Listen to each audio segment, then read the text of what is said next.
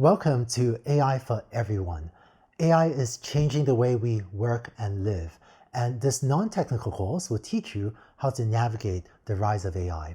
Whether you want to know what's behind the buzzwords, or whether you want to perhaps use AI yourself, either in a personal context or in a corporation or other organization, this course will teach you how.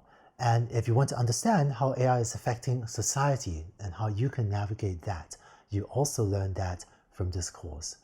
In this first week, we'll start by cutting through the hype and giving you a realistic view of what AI really is. Let's get started. You've probably seen news articles about how much value AI is creating. According to a study by McKinsey Global Institute, AI is estimated to create an additional $13 trillion of value annually by the year 2030. Even though AI is already creating tremendous amounts of value in the software industry, a lot of the value to be created in the future lies outside the software industry in sectors such as retail, travel, transportation, automotive, materials, manufacturing, and so on. I actually have a hard time thinking of an industry that I don't think AI will have a huge impact on in the next several years. My friends and I used to challenge each other to name an industry where we don't think AI will have a huge impact. And my best example was the hairdressing industry, because how to use AI or robotics to automate hairdressing. But I once said this on stage, and one of my friends who is a robotics professor was in the audience that day, and she actually stood up and she looked at me in the eye and she said, Andrew, most people's hairstyles, I couldn't get a robot to cut their hair that way, but she looked at me and said, your hairstyle, Andrew, that a robot can do. There is a lot of excitement, but also a lot of unnecessary hype about AI. One of the reasons for this is because AI is actually two separate ideas. Almost all the progress we are seeing in AI today is artificial narrow intelligence. These are AIs that do one thing, such as a smart speaker or self-driving car, or AI to do web search, or AI applications in farming or in a factory. These types of AI are one-trick ponies, but when you find the appropriate trick, this can be incredibly valuable. Unfortunately, AI also refers to a second concept of AGI, or artificial general intelligence. That is the goal, to build AI that can do anything a human can do, or maybe even be super intelligent and do even more things than any human can. I'm seeing tons of progress in ANI, artificial narrow intelligence, and almost no progress toward AGI, or artificial general intelligence. Both of these are worthy goals, and unfortunately, the rapid progress in ANI, which is incredibly valuable, that has caused people to conclude that there's a lot of progress in AI, which is true, but that has caused people to falsely think that there might be a lot of progress in AGI as well, which is leading to some irrational fears about evil killer robots coming over to take over humanity anytime now. I think AGI is an exciting goal for researchers to work on, but it'll take multiple technological breakthroughs before we get there, and it may be decades or hundreds of years or even thousands of years away.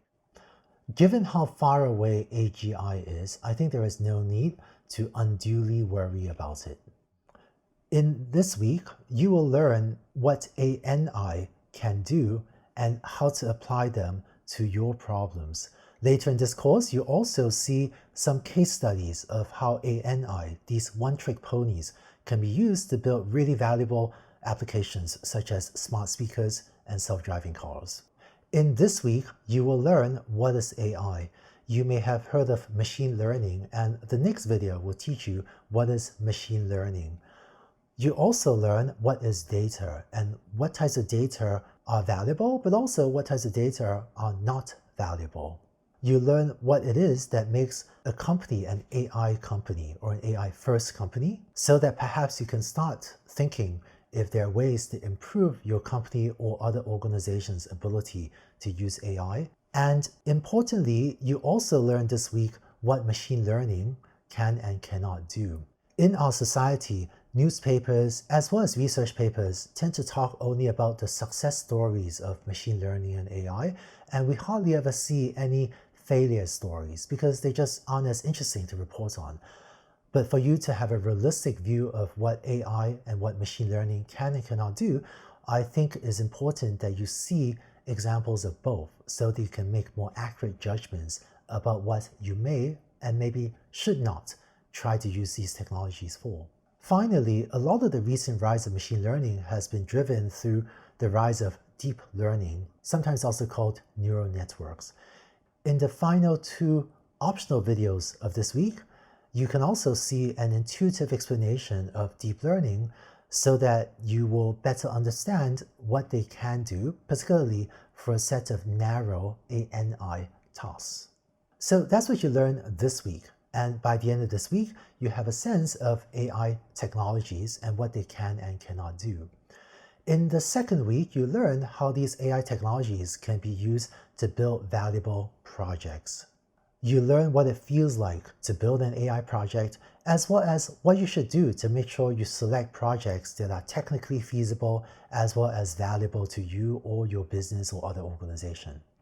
After learning what it takes to build AI projects, in the third week, you learn how to build AI in your company. In particular, if you want to take a few steps toward making your company good at AI, you see the AI transformation playbook and learn how to build AI teams and also build complex AI products. Finally, AI is having a huge impact on society. In the fourth and final week, you learn about how AI systems can be biased and how to diminish or eliminate such biases. You also learn how AI is affecting developing economies and how AI is affecting jobs, and be better able to navigate this rise of AI for yourself and for your organization. By the end of this 4-week course, you'll be more knowledgeable and better qualified than even the CEOs of most large companies in terms of your understanding of AI technology, as well as your ability to help yourself or help your company or other organization navigate the rise of AI. And so I hope that after this course, you'll be in a position to provide leadership to others as well as they navigate these issues. Now, one of the major technologies driving the recent rise of AI is machine learning. But what is machine learning? Let's take a look in the next video.